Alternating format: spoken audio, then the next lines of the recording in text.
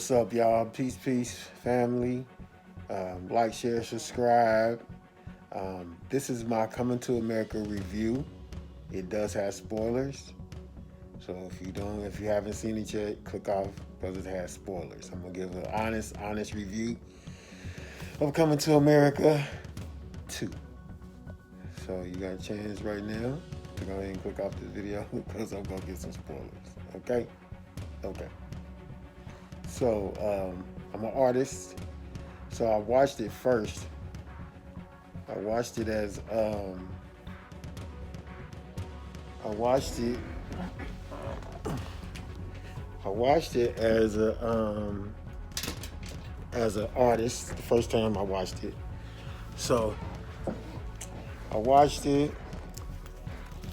I was like, the first time I watched it, I chuckled a few times, you know, and then I watched it again, and I kind of fell asleep on it. And the third time I watched it, I was laughing out loud. I stopped watching it right now, the fourth time, to make this video.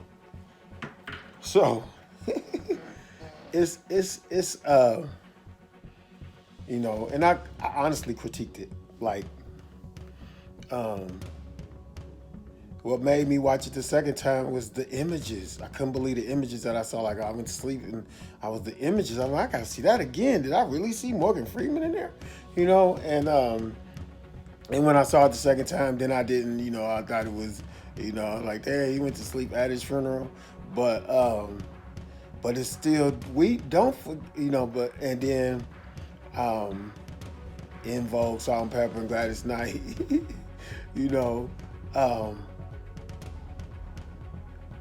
it's deeper. I watched it on a higher consciousness level. I'm an artist, so you got to remember, to me, as an artist, I watched it. It has rewatch value. It's already a classic, and there's so many jokes weaving and woven throughout it if you watch it more than once. And I'm gonna watch it all over and over and over all weekend.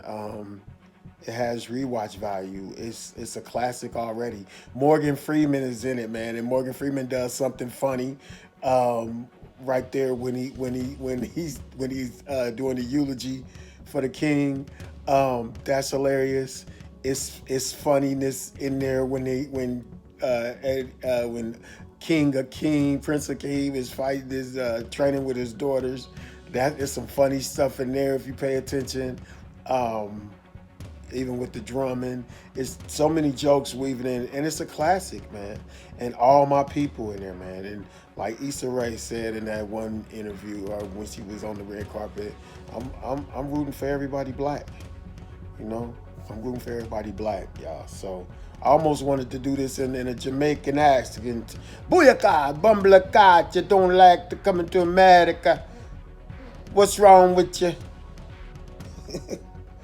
Boomba, bumba clock.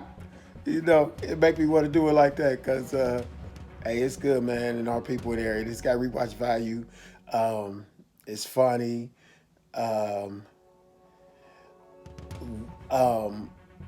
At one time when I watched it, I thought the third time I watched it, I was like, maybe I could do, if I was going to critique it, I was like, all right, after I watched it the first time, my only critique was the flashback scenes made it seem like it was, the whole movie was a flashback, right? But that was just a critique. I only watched it that one time. So then the third time I watched it, I loved those flashbacks. It meshed in lovely. The second time I watched it, I fell asleep. The third time, it was the second time I watched it, I did feel like I could do without the In Vogue, Salt and Pepper, and Gladys Knight, right? But the third time I watched it, I saw such the relevance of them singing "What a King" to actor James Earl Jones, as old as he is, 30 years later, able to reprise that role. So And he was Mufasa and the voice of Darth Vader. And what a king James Earl Jones is in our lives, period. So what a king, you know what I'm saying? So, and then Zumanda, it's just, can you see I'm coming to America, land of opportunity. Man, that shit is hilarious, man. It's funny, y'all. It's funny. And it's rewatch. I'm gonna watch it again and again. It's funny, man. And you see something funny every time you watch it, bruh. And the images keep bringing me back when I close my eyes. The images of our people and everybody in there. Like now I said this was to have spoilers. I can tell you who all's in it. You know what I'm saying? Trevor Noah, that's hilarious as a newscaster. Leslie Jones is hilarious. Tracy Morgan is hilarious. The dude playing Prince Akeem's bastard son is hilarious. My favorite character is the witch doctor. Arsenio Hall playing a witch doctor. That's my favorite character in this one. And seeing Louis Anderson in a motherfucking dashiki. Come on, y'all. That whole McDowell scene is hilarious. They try to eat hey, man. The barbershop scene is hilarious, man. You got to watch through to the end of the credits. You got to see that, man. Oh, man. Come to America 2, my review. It's awesome and amazing. It's rewatchable. It's funny. And it's the iconic black cast for me.